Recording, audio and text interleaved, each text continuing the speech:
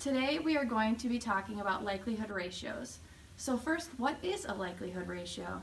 It is an equation used to answer the question, what is the probability that an individual that has a positive test result actually has that diagnosis? All right, so we're going to do an example of a likelihood ratio. So our example is that 200 patients enrolled in a study for the accuracy of the near impingement test for the diagnosis of shoulder impingement.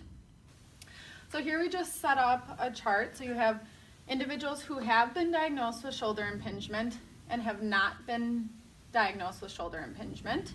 Since there's 200, in our example, there's going to be 100 that have been diagnosed with shoulder impingement. And to make it easy, there's also going to be 100 that have not been diagnosed with shoulder impingement.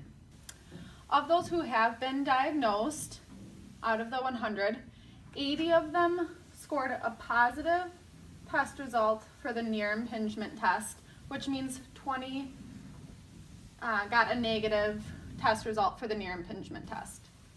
For those who did not get diagnosed with shoulder impingement, 5 of them had a positive on the near impingement test, which means 95 scored a negative for the near impingement test.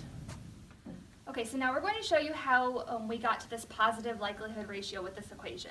So to find sensitivity, we take 80 divided by 100, which equals 0.8. And then specificity, we take that, it's 5 divided by 100, which equals 0.05. So 0.8 divided by 0.05 equals 16.